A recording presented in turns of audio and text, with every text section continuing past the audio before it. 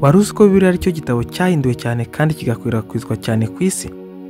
Mu by'ukuri Bibiliya si ukuba ari igitabo gusa. Kaze neza kuri Christ Our Resting TV. Niba ukunze inyigisho zacu, kora subscribe maze ukore no kunzugira kugira ngo udacikwa n'izindi dukomeza kukugezaho. Turizera yuko izi video ziza kugufasha gutera imbere mu rugendo rwawe na Kristo. Igice cya mbere. Ese Bibiliya ni iki? Iyo tuvutse twese dufata gari ya moshi y'ubuzima, kandi vuba cyane hakavuka ibibazo. Ibintu byose biriho biva he? Ubuzima buturuka he? Imana yonyine, umuremyi wacu, niyo yashobora gusubiza ibyo bibazo, kandi ntiyashakaga kudusiga mu mwijima.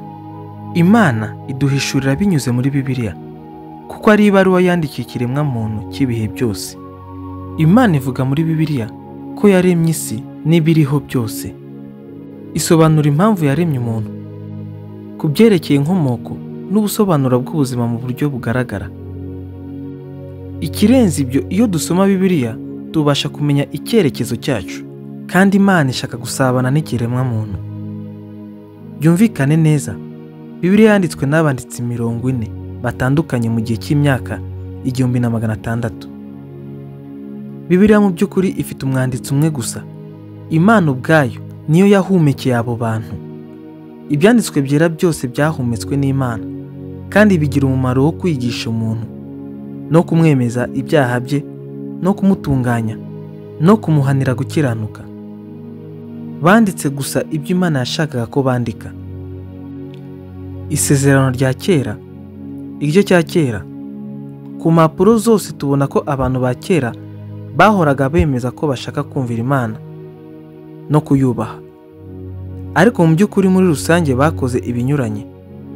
Mu mateka y'Abayahudi tubona ishusho y'ubumuntu igenda kure y'Imana, nyamara hari isezerano rimurikira igice cyose, ari ryo kuza kwa Mesiya. Yaje mu kugarura umubano hagati y'Imana n'abantu.